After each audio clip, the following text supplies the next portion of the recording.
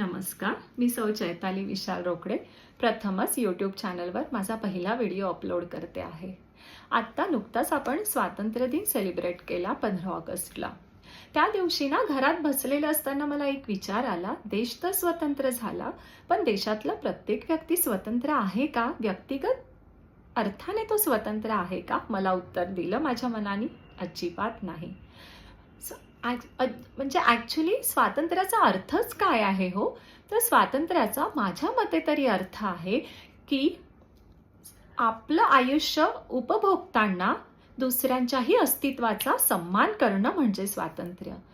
खरंच सांगा, घराघरात मी आज बघते आहे की जेव्हा आपण वागतो, आपल्या घरात एकमेकांशी आपली चर्चा होते, तेव्हा काय बोललं जातं? आपल्या मुलांना, मुलींना, सुनांना काय बोललं जातं की जे काही तुला सुख मिळतं आहे, ज्या काही गोष्टी तू जॉब करते आहे, तू बिझनेस करते आहे, त्याचं स्वातंत्र्य आम्ही तुला दिलंय. मला सांगा, स्वातंत्र्य देणारे आपण कोण? मला सांगा, व्यक्ती तर ही जेव्हा जन्माला येते तिचा तो व्यक्तिगत अधिकार आहे स्वतंत्र राहण्याचा. परंतु याचा अर्थ असा नाही हो की स्वातंत्र्याच्या नावाखाली कोणी काहीही करत आहे, असं अजिबात होत नाही.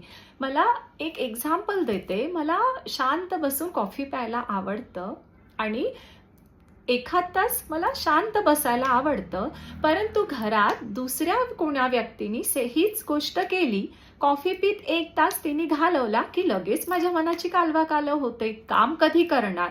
नुसती घेऊन बसली असते, कॉफी पीत बसलेली असते. तो तिचा व्यक्तिगत अधिकार आहे. तिला स्वतःसाठी 1 तास वेळ देण्याचा तिला पूर्ण स्वातंत्र्य आहे. मला हेच म्हणायचं आहे की स्वातंत्र्य हे आपल्याला उपभोगताना आवडतं, पण दुसऱ्यांना देताना अजिबात आवडत नाही.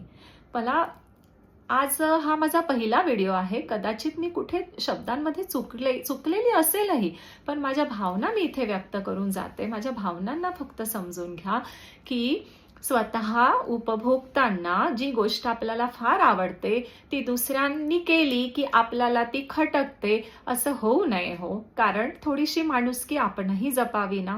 बस, धन्यवाद.